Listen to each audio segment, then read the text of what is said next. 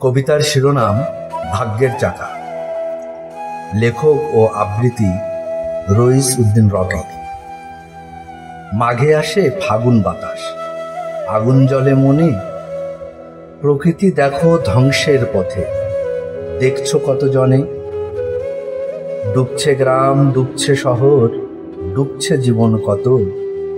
বন্যার জলে ভাসে লাশ কচুরিপানার মতো।